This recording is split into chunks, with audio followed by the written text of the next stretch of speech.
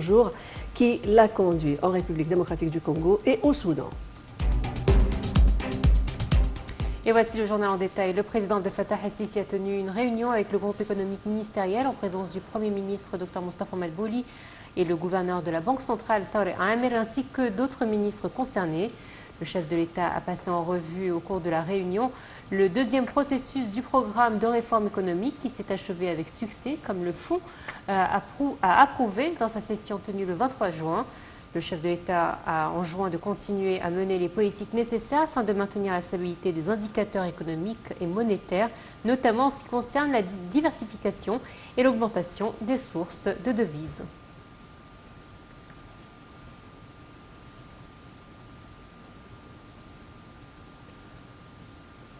Et le président du Parlement arabe, Adel El-Assoumi, a salué le rôle du président Abdel Fattah el-Sisi dans la défense de la sécurité nationale arabe et des problèmes de la nation arabe. Ceci est intervenu au cours de la session du Parlement sur le soutien du Royaume du Maroc qui s'est tenu au siège du secrétariat général de la Ligue des pays arabes.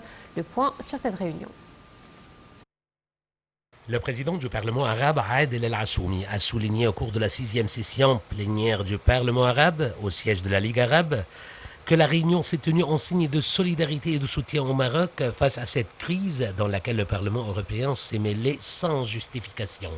Il a ajouté que le Parlement arabe a appelé son homologue européen à ne pas ingérer dans cette crise qui devrait se résoudre dans un cadre bilatéral entre le Maroc et l'Espagne.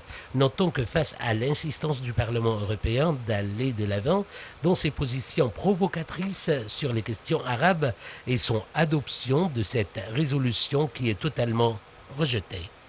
El-Assoumi a également affirmé le soutien du Parlement arabe aux droits légitimes de l'Égypte et du Soudan dans les eaux du Nil et la position des deux pays concernant le barrage de la Renaissance éthiopien. Au cours de la séance, le président du Parlement arabe a affirmé son soutien aux positions du Royaume du Maroc concernant la question de l'immigration clandestine et illégale. Les membres du Parlement arabe ont critiqué les décisions du Parlement européen, les considérant comme une ingérence flagrante dans les affaires intérieures des pays arabes. Lors de la session du Parlement arabe, le président du Conseil consultatif saoudien, le Cheikh Abdullah bin Mohammed bin Ibrahim al-Sheikh, a été honoré et décerné de la médaille d'excellence arabe pour son rôle primordial dans le développement des travaux du Parlement et la défense des questions arabes dans toutes les instances internationales. Notons que Al-Sheikh est la première personnalité arabe à recevoir ce grand honneur. Et à l'issue de son honneur, le président du Conseil consultatif saoudien a déclaré que le Parlement arabe a présenté une vision claire pour traiter les questions qui affectent la sécurité nationale arabe.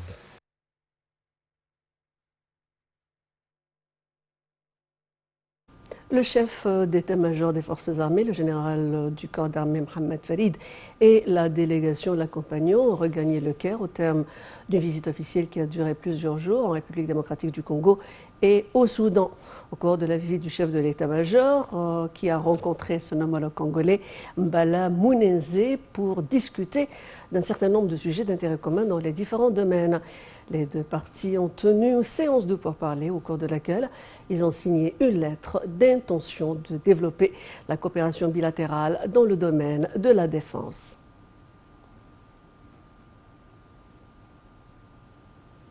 Et sous le parrainage de l'épouse du président Abdel Fattah el-Sisi, Mme Intasar el-Sisi, la ministre de la Culture, Dr Inès Abdeldaim, tiendra demain une conférence de presse au Grand Théâtre de l'Opéra du Caire pour annoncer les lauréats du prix d'État pour le jeune innovateur. Après la conférence, une célébration artistique dédiée aux enfants du Centre pour le développement des talents de l'opéra se tiendra. Le prix de l'État donc le Grand Prix, la récompense du jeune innovateur a été annoncée fin février et comprendra 2 tranches d'âge. La première concernera les 5 à 12 ans et la deuxième de 12 à 18 ans. Il comprend aussi 3 domaines. Le premier, la littérature dans le domaine du conte, de la poésie et du théâtre. Le second, dans les branches du dessin, mais aussi du jeu et du chant. Et le troisième, dans le domaine de la créativité et l'innovation.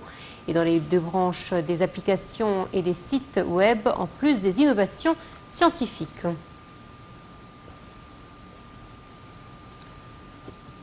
L'émissaire des Nations Unies pour la Syrie, Geir Petersen, a affirmé